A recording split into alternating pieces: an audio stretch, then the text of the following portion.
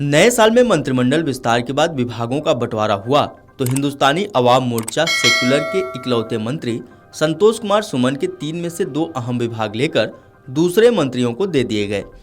यह घटनाक्रम ऐसे समय हुआ है जब पटना के ऐतिहासिक गांधी मैदान में माझी परिवार अपनी पार्टी की ओर से 28 फरवरी को दलित समागम के रूप में शक्ति प्रदर्शन करने वाला है। इसको लेकर सबसे बड़ा सवाल यही है, तो क्या इस समागम के मंच से माझी का गुस्सा फूटेगा?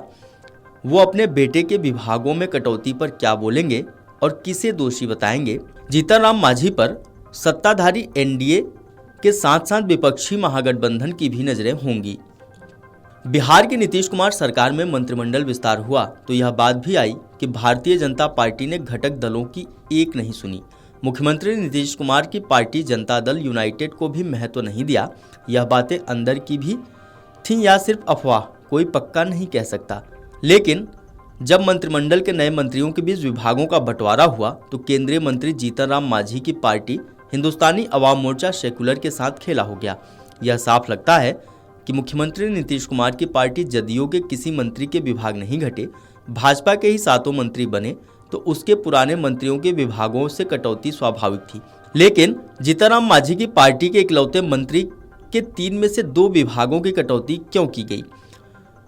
क्या एनडीए के अंदर किसी को माझी के रूठने का कोई डर नहीं? यह भी एक बड़ा सवाल है।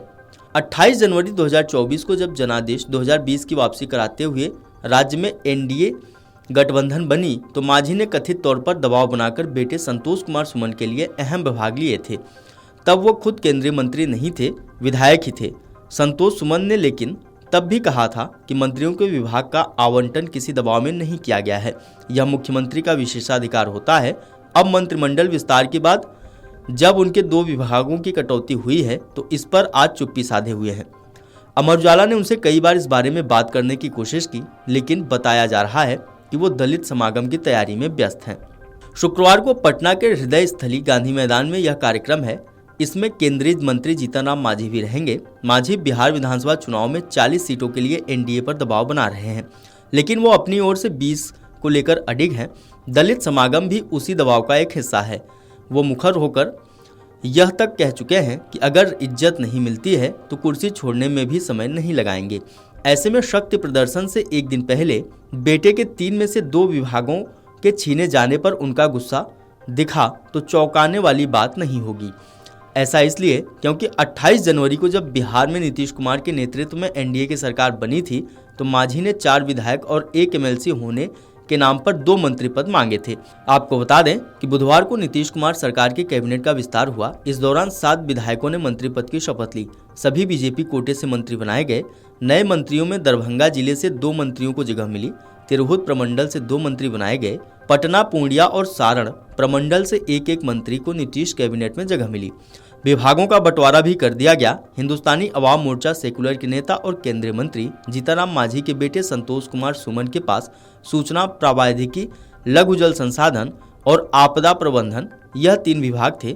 इनमें से आपदा प्रबंधन विभाग नए मंत्री बने भाजपा के विजय मंडल को दे दिया गया है। Video desk amarujala.com। अगर आप ये वीडियो YouTube पर देख रहे हैं तो हमारे चैनल को सब्सक्राइब कर बेल आइकन दबाएं और Facebook पर देख रहे हैं तो हमारे पेज को लाइक करें।